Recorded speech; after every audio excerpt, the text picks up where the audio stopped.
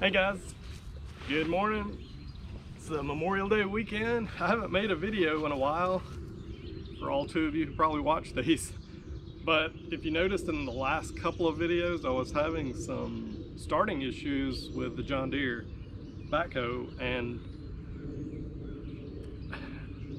I kind of left, months went by. I kind of made it into a winter project. I'm trying to figure out what was going on with this thing. What it would do is it would start up, but then it would immediately die. And even at the very beginning, it would usually start back up again in a few minutes if I would let it sit for a minute. So I was thinking, well, maybe this is an electrical issue, like a fuel shutoff issue on the pump. And so I ran a new line.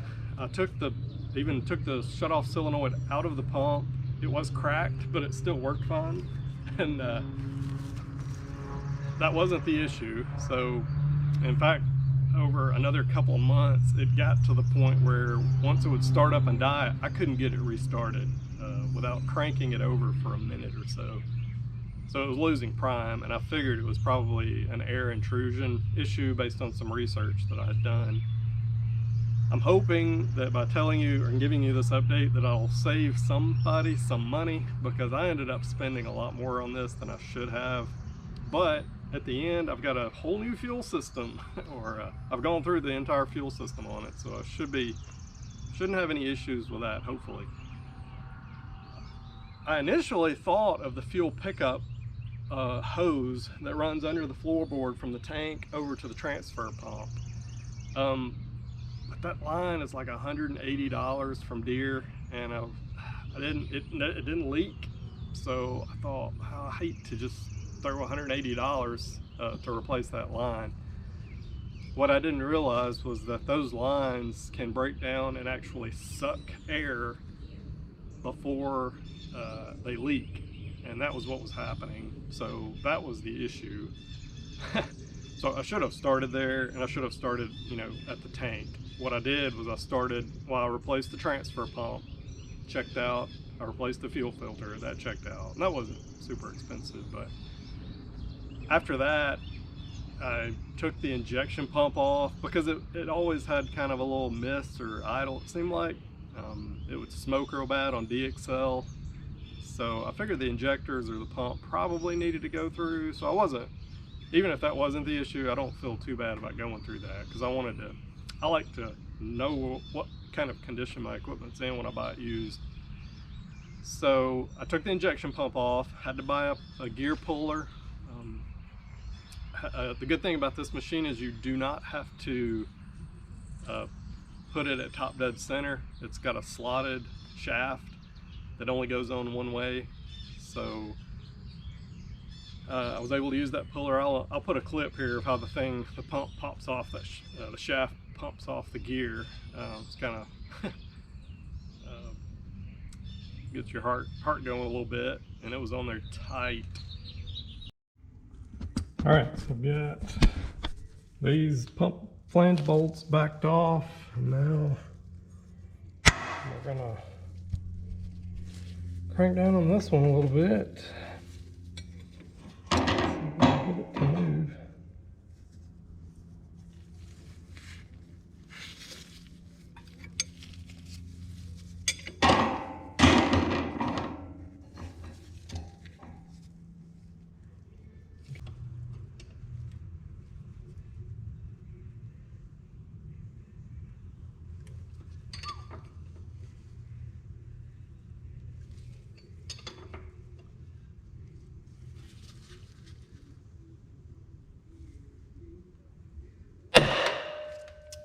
Goes. It's got it. Cool. But anyway, got the pump off, took it to an injection pump shop. Took the injectors out, had all of those rebuilt.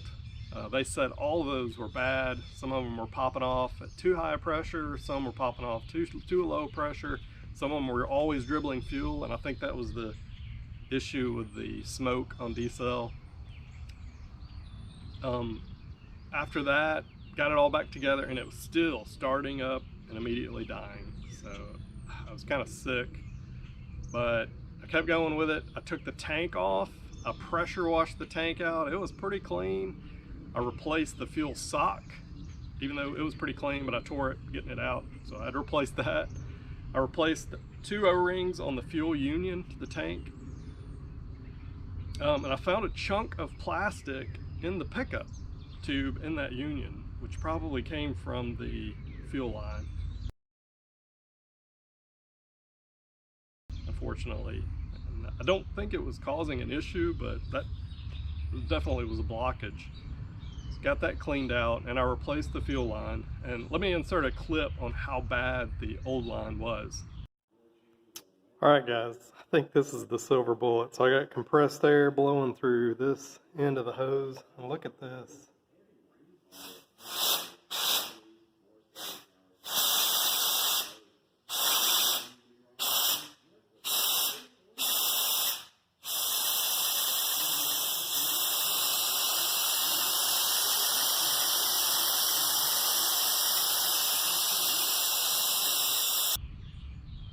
So after having done all of that, it started up fine and stayed running, and then I could come back weeks later, started up and it stayed running. So anyway, I guess the moral of that is start maybe back at the tank, or at least do the inexpensive things first.